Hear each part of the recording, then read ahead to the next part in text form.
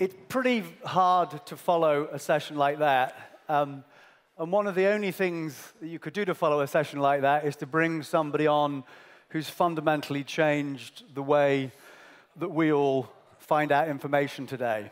And Bob Geldof talked about how he thought the internet was the single greatest invention in history.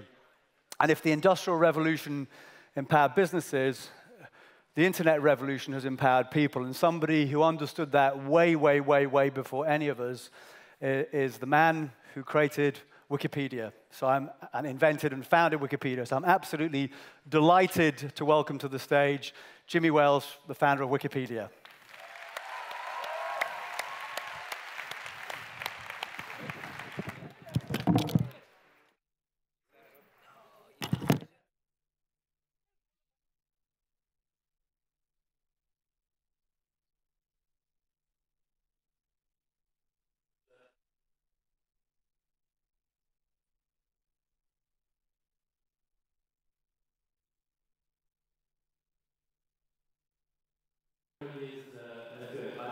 Okay, so what we're really going to do here is Q&A to the audience. We've got some mics here.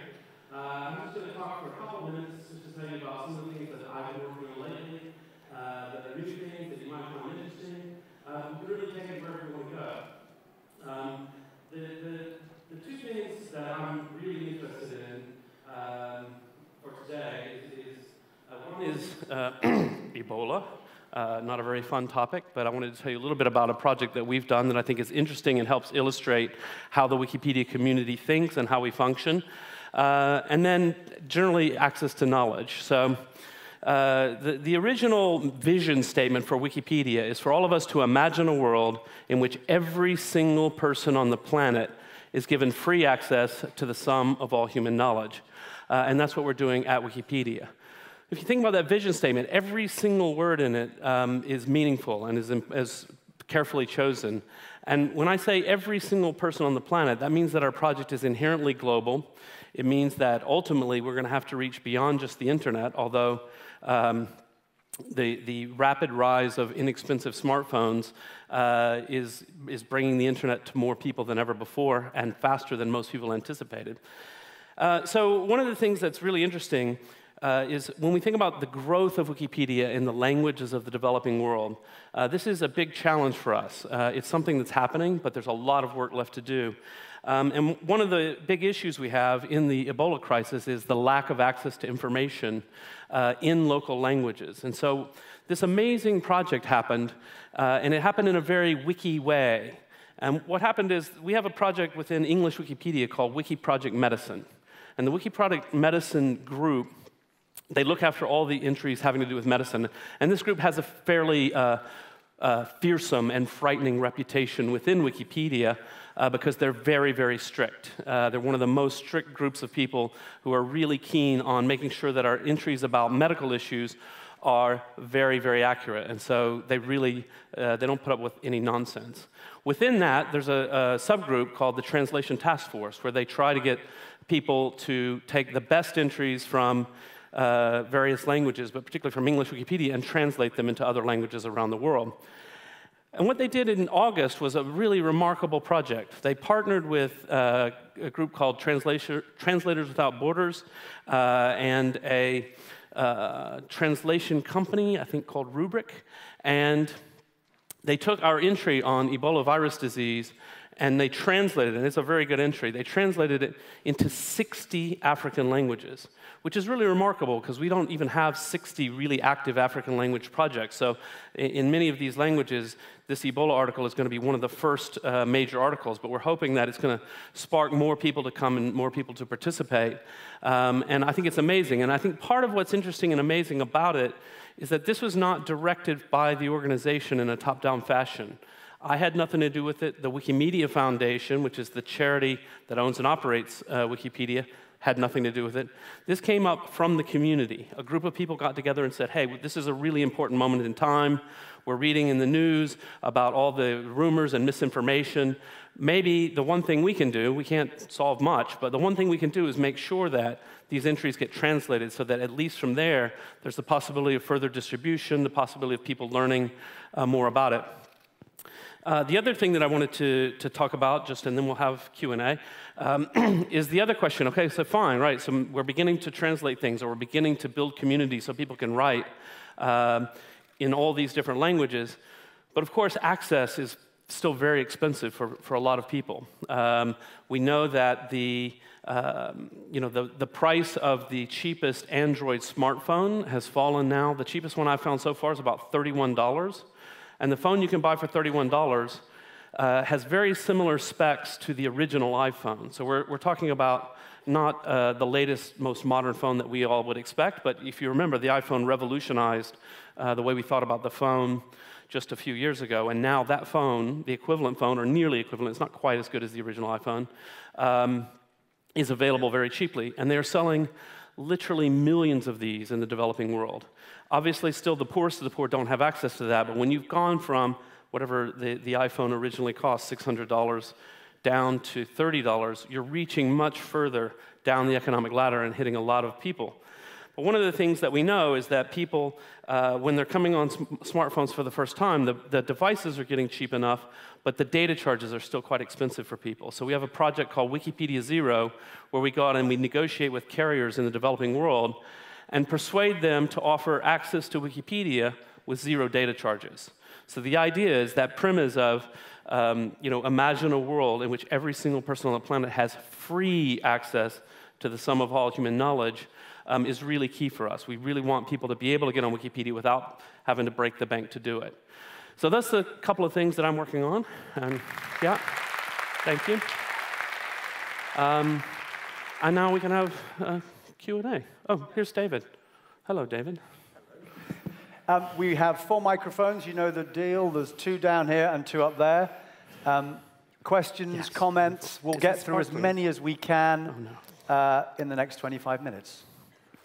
And those of you who are clever, if there are 2 bigger queues forming down the front, run up to the microphones at the top. And if you just basically say your name, where you're from, and your question, that would be great. Great. So let's start down here. Microphone on, please. Hi. Hello. Hi. I'm Philip from France and Australia. There's 2 phrases that I heard you say in your very quick talk. It's the entirety of human knowledge and equal access to it, which brings me on to a topic that is probably very, very relevant to you, but not very common to the people here, which is net neutrality, which is equal access to all types of information online. It's huge in the US at the moment, but it hasn't really caught on in the rest of the world. So my question is twofold. Why should we defend net neutrality, according to you, and how can we? Oh, so net neutrality. So the interesting thing is, with at least some, but not all, net neutrality activists, Wikipedia has gotten in trouble with them for our Wikipedia Zero project, which is an interesting thing to me because, if you talk to some of the kids who we've talked to who are teenagers in school who desperately need access to information, and you see how happy they are, how passionate they are about being able to get on Wikipedia to do their homework, you kind of think this sort of wealthy Western European American activists worrying about net neutrality is kind of missing the point. Now, having said that, I do think net neutrality is an important thing, but I also, so net neutrality is important. But if we're really worried about, so the main reason we might worry about it is sort of the classic kind of example is, imagine if your internet service provider decided to block or reduce access to Skype because they compete, right? And that really hasn't happened much, although now we're seeing a big fight in the US between the big internet providers and Netflix, where they're trying to basically jack Netflix up for some extra money and so forth. And that's a big industrial dispute. So it is happening. For the first time, we really are seeing problems around net neutrality. But if we're really worried about what if 1 or 2 organizations gets a real chokehold on some aspect of our interaction with the internet, the one that is going on right in front of our eyes that's incredibly powerful is the Apple App Store and also Google Play Store, where nothing goes on your iPhone unless Apple approves it, and they take 30% cut of everything. Can you imagine if your local cable company internet service provider said, yeah, you can get on Netflix, but we're going to take 30% of your, it's outrageous. And we're letting it happen. And so I'm much more worried about that and the problems around that we no longer can, oh, okay. Than I am about some theoretical problems about net neutrality. But I don't want to say I don't care about net neutrality. I do think it's important, but I don't think it's the most important thing right now. Okay? Next question. Let's go to the mic down here. Thank you. Hi. Stephen from here, Dublin. So we've been talking a lot about social business today. I'm interested, obviously, as a user of Wikipedia, see the strap ads a lot for the donations that you guys go on a drive for. I'm interested in why not add a revenue-making model to Wikipedia mainly, and maybe safeguard the future of it a little bit more, a little bit better than having to raise money all the time. Yeah. So Wikipedia exists primarily, just to sum up where we are today, primarily from those small donations. The average donation of around $25, the bulk of the money coming from donations under $100. And we have some philanthropic foundations who give us some larger grants. We have a few major donors who give a larger chunk every year. But still, the vast majority of the money comes from small individual donors. One of the reasons that's really important is that it gives our community complete independence. We're not beholden to, if Wikipedia were financed, all completely financed by one or two foundations, that would be a problem, because when they become fickle or if they want something, you kind of have to do what the money says. Similarly, with advertising, the problem is a little bit more subtle there. So one of the problems is when you go and you read the Wikipedia entry about Las Vegas, Nevada, you don't see ads for Bellagio Casino, and you don't wonder if the content's influenced by the ads, as you do almost everywhere else on the internet. You know it was written by the community, and it's not influenced by the advertising dollars. But there's something even more subtle than that. When I go to the Wikimedia Foundation and I meet with the staff, they care more, well, they care as much about getting the next million users in sub-Saharan Africa as they care about getting the next million users in California. And that's deeply in the DNA of the organization. Money ultimately drives everything in organizations. And so if the employees of the organization know that their salary, their budget, everything depends on advertising dollars, then they begin naturally to want to care more about getting more users in California, where the users are worth money to advertisers, than they are getting poor kids in the slums on Wikipedia. I think it would do damage to our mission-driven nature to have advertising as a model. And so you'll notice this is not, I don't come to this from an anti-commerce perspective, right? So Wikia, my for-profit company, is advertising-supported wikis. They're mostly about things like Game of Thrones and video games and so on. It's a perfectly valid business. And at Wikia, we care about the developing world, but only because we're personally interested in it. As a business, it's really hard to care much about increasing the traffic in Bulgaria, for example, because Bulgaria is not a very advanced advertising market. It's not the poorest country in the world, but the point is there's a lot more money in Germany and so forth. And so as a company, we inherently end up caring more about the wealthy world, even though in our hearts we care about all of the world. At Wikipedia, that doesn't happen. That's great. Let's go up to the balcony now, please. And listen, I'm afraid of heights. So I'm going to ask all of you up there to be really careful. It looks really scary from here. They're a lot further back than it appears from here, promise. Yeah, no pushing there in the back. Unless it's a bad question, of course. Yeah. Hi. I just have two questions, actually. First question is, as we know, as most of our the delegates here, that universities and academic institutions normally don't allow us to cite from Wikipedia, as stating that the source of information is not reliable. So my question is, when will Wikipedia be reliable to cite from? Right. I think you made your question, that's Jimmy. Yeah, so my view on that is never. Basically, when I was at university, I wouldn't have been allowed to cite Encyclopedia Britannica. And the reason is the role of the encyclopedia in the research process, particularly at the university level, is not to be a citable source, but to give you a broad background, a broad framework. If you're going to cite a source, you come to Wikipedia and get oriented about the field, and then dig deeper. Go into our sources, go beyond our sources. And that's the level of work you should be doing at the university level. So for us, it's not about quality. It's about what is our role in the overall process. We want our quality to be absolutely as high as possible. And the best academic studies we have of Wikipedia show that we are of comparable quality to traditional encyclopedias. We have problems, but they're different kinds of problems from traditional encyclopedias.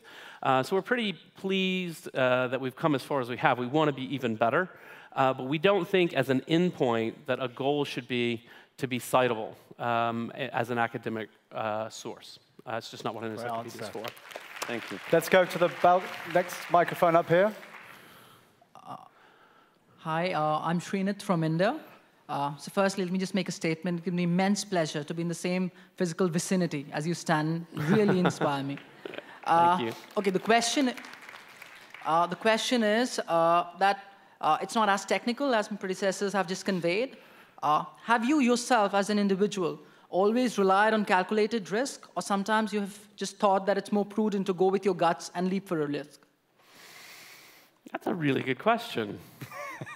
It's more technical than any question I've been asked so far. I actually think when I search inside myself, I think it's both. I think you should take calculated risks and try to quantify and try to think about what the different risks are. But at the end of the day, in making a decision, it's often the case that the tacit knowledge, the knowledge that you have sort of in a broad way that's really hard to articulate, is really powerful. And sometimes in your gut, you know what the right answer is, even when you can't quite articulate it. The other thing I say about risk, so a bit of both, right? I don't think you should just wake up one morning and do whatever you feel like doing. That doesn't usually work out so well. But neither should you paralyze yourself by taking a choice because it seems irrational. It's just the only thing that can make sense, but I know it's wrong, and I can't tell you why. So sometimes go with your gut. What I would say is the biggest thing I always say about risk is fail faster. I didn't make up that expression, but boy, I wish I did. It's a fantastic expression. And what it means is take small risks, take experiments, do things, rather than a lot of young entrepreneurs in particular, or wantrepreneurs as a negative phrase. Someone who wants to be an entrepreneur and they're really sincere about it and they're really thoughtful, but they try too hard to think of everything a priori, to come up with the perfect business plan, the perfect business model, thinking it, rethinking, such that when they finally are able to do it, after thinking about it for 3 years, when some little thing goes wrong, they're crushed because their perfect business plan didn't work out. And then they have to change it, right? Well, what'd you waste the whole 3 years for? You should have just plunged in the first time. And so there's a lot about this sort of lean startup methodology that I think is really valid. Take small experiments so that if they fail, you can recover. Don't bet everything all on one thing. Always be ready to change and modify. I nearly brought in some slides. I often do a speech for young people, and the title of the speech is Failure. Jimmy Wales is really good at it. Because one of the things I think is there's some bad examples in society of good people, but it's a really bad role model would be Mark Zuckerberg or Bill Gates, where pretty much the first thing they did, I mean, Mark had a couple of wobbles when he was whatever, but by the time he was 21, it was off to the races. That idea of what it is to be a successful entrepreneur, where you have the one big idea and suddenly everything flows from that, is not very realistic. In fact, most entrepreneurs fail and fail and fail time and time again. And that's a more realistic model to say, I'm going to go out and start a business, or I'm going to start a nonprofit organization, and you know what? It might not work out the way I think, but I'm going to do little small experiments until I find and learn from the failures and so on. And so I just think it's important.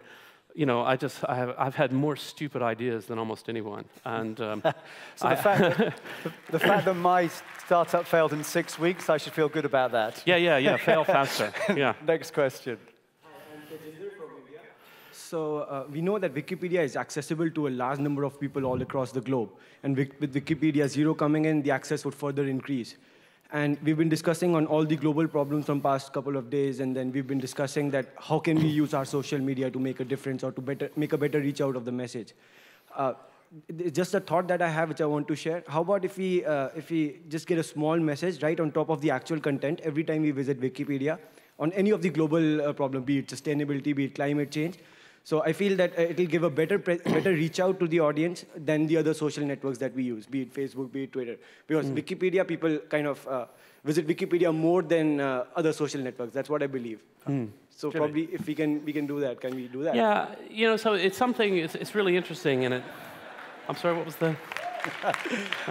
So I asked if we can do that, and then the next question was, can we do that? No, only one. Otherwise, you'll eat somebody else's question up. So basically, we've had some internal debates about that sort of thing, and we've always decided not to support any particular cause and just to stick to a neutral point of view, just explaining the information. And we think that's our best role, is that people can just come to us and you learn what the issue is.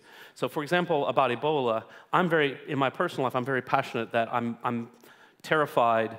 I don't think it's going to spread to Europe. I don't think, there'll be little bits and bobs here and there. I'm not worried about that. I'm worried about Liberia. I'm worried about 1 million people dying in Liberia. I hope it won't happen. But I think we need to be committing big resources there now, and it's all coming a bit too slow. Everybody's 2 weeks too late, and it's a bad situation. But I think the best role for Wikipedia is our page on the emerging crisis. So there's one page about the disease, but there's a page about the current epidemic. And there's some amazing graphs on there, right? And I want journalists to go there and read it. I was on TV today. I have to rant about this. I did a little interview with Sky, and it was a remote TV interview. And she said, well, everybody's so worried about Ebola, but only 4 people a day, according to The Economist, are dying. And I said, that's just wrong. Like, I know it's wrong because I'm obsessed, and I read the Wikipedia entry every day. And it turns out, afterwards, she sort of sent me on Twitter where she got it from, and it was like from 2 months ago. I'm like, yeah, it's exponentially growing. So what happened 2 months ago isn't what we're worried about. So it's just like, I want her to go and read the Wikipedia entry. I want every journalist to, so that when they talk about it, they can do so in an informed way, not too terrifying. So we've got plenty of hype about, whatever, but also take it seriously. And I think if people have access to good quality information, that's the most important service that we can provide. Okay, so we've probably got time for 3 more questions, and it's fitting that we have 3 women at the microphone, so 1, 2, 3. Let's go to this one down here first. I'm Twitter from Peru, and I think it's great, the initiative to translate the Ebola cases in Afrikaans. But the question here is how to reach out to those people who have no access to internet, because many of the communities in the highlands of Peru, they don't have internet. They don't have, some of them, not even electricity.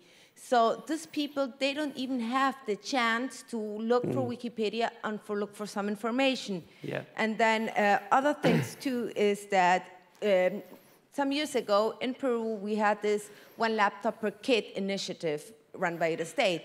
And we did it, and the result we had after 1 year is that the parents of the kids would have sold out these laptops because they said, well, the state will give them another new one next year. So how to fight against these people that try to take advantage of these programs, and instead of using them for their help, they use them to get some money out? Yeah, so so these 2 things, this is really 2 very, very good points. So one of the things that we've always done, everything in Wikipedia is released under a free license, meaning you have the right to copy it, to modify it, to redistribute modified versions. You can do it commercially or non-commercially. And the idea there is so that the information in Wikipedia can spread beyond just our website to anywhere, any means of distribution. So for example, there's a project in Argentina, where Educar, an educational foundation, takes, they make a DVD or a CD of Spanish language Wikipedia, and they distribute it to schools in areas where they either don't have internet access or it's too expensive for the kids to use, but they do have some computers. Now, obviously, the poorest of the poor don't have computer labs in their schools, et cetera, et cetera. So there's still a long way to go, and I think that print can have something to do with that. For us, when I think about something like these Ebola entries, the people who really need the information, the people who are going to be suffering the most, are not going to be going and reading a scientific entry about Ebola in their own language, but some people there will, the leaders, the healthcare workers, et cetera. And that information can then be, well, journalists, and they can say it on the radio and so forth. So knowledge can disseminate in lots of ways, and we try to make that as possible as we can by having it all freely licensed. The other question, so the One Laptop Per Child project, which I think was a fantastic, still is a fantastic project, but it's always suffered from that problem. And I think it's really hard to push the edges of technology beyond where the current market is. If we want to say, how are we going to get the internet to the poorest people in the world, it's not going to come from a charitable project run out of Cambridge, Massachusetts. It's going to come from Chinese mobile phone companies trying to make money by selling in a highly competitive marketplace. And so I think we should always be, we should be glad that people are pushing technology for charitable purposes, but in terms of real long-term sustainable access to information, it has to be a business. It has to be sustainable in that sense. And so I think I'm hopeful. I'm actually, when you look at the rate of growth of smartphones in some of the poorest parts of the world, it's much faster than people thought it was going to be. And so I'm very optimistic about in the next 5 to 10 years that some places, even the poorest people, are going to have a $10 smartphone. And that's going to be an amazing and world-changing situation. Yeah, here, here. Let's go to the balcony at the top. Sri Lanka. First of all, I'm sure most of us here would agree that Wikipedia is one of the greatest creations in the world, and we're very grateful to it. Thank you. My question to you is, in your previous answer, you mentioned that quality is something you're concerned about. What more is Wikipedia doing to ensure the validity and the reliability of the content from your perspective? So there's a lot of different projects. So I gave an example earlier of Wiki Project Medicine, which is a group of people around the medical entries. There's a lot of those wiki projects, and they're one of the most powerful guardians of, of quality. For us at the Wikimedia Foundation, one of the most important things is making sure that the software is modern and up to date to make it easy for the community to find problems, to monitor problems, et cetera. So there's no one simple answer. I wish we could have some simple answer. But for us, the most important thing is to have more editors who are good quality editors. So we don't just want more people. We can make the edit button bigger and get lots more edits, but they wouldn't necessarily be from people who have the right values and the right concerns. But it's all about growing that community of people who care and giving them the support and the tools that they need. And final question from the balcony up there.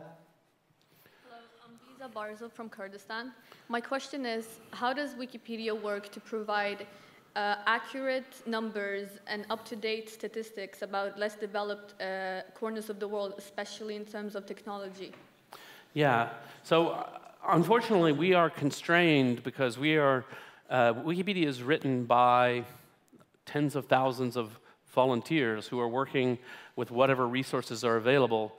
And so we're constrained by whatever data is being generated by official sources. And so one of the big issues that we have is that if you want to get good data about poorer parts of the world, sometimes the data just doesn't exist. And there's not much we can do about that. So we have some people who are very, very good at plowing through unbelievably boring UN data and things like that and trying to get it into Wikipedia in a more accessible format. But I think there's a lot more that could be done. I actually think one of my longer-term campaigns that so far has gone almost nowhere is that I think that every government and every UN body, they should release all of their research reports and all of their data under free licenses so that people can repurpose it and reuse it. So, yeah. And a final question from me. I mean, you have a lot of people in this room who are trying to create movements and some amazing causes and various things they're involved in. And I guess the tipping point for Wikipedia came when it became a movement and everyone got on board and not only populated it but started using it. What advice can you give those in the room who are trying to start movements to help them? So I think the number one thing that I can say is the original vision for Wikipedia, imagine a world in which every single person on the planet is given free access to the sum of all human knowledge is completely insane. Yeah, completely. It's a huge, enormous thing. Every single person on the planet, I mean, we've just had some discussion about how they're not even all online yet. Many people aren't literate yet, et cetera, et cetera. But it's an exciting goal. It's a big, exciting goal. And I think it's easier to get people to sign on to something that's big and exciting than something that sounds more achievable but isn't that thrilling. So if I had launched Wikipedia and said, this is going to be the Countrypedia. We're going to have one article on every country in the world, and we're going to have 190-something articles telling the history of every country. People would say, oh, okay, well, it's not that exciting. But it's that vision of something really big and world-changing that can get people excited and motivated. And so in many cases, people have a great idea, and they're doing it locally. So one of the first things you can recognize is, we're the internet generation. If you can do something locally, you can write about it, you can talk about it in a way that's global, and you can find people elsewhere to replicate your model and join your movement. And so maybe you're doing, you know, you've got tell me a project, educating rural girls, right? That's a fantastic concept. I'm going to be introducing someone later who has been working with that and doing that in 5 countries, and I would say, it's such a great idea. Then they should talk about it and write about it in as global a context as they can, because then it gets even more exciting to people to replicate the model in as many places as possible. Awesome. It's a huge honor to have you here. Big round of applause for Jimmy Wales. Right. Fantastic. Thank you. Fantastic. You'll be coming back in a second for the education plenary. Right. Jimmy will be joining us in a second for the education plenary.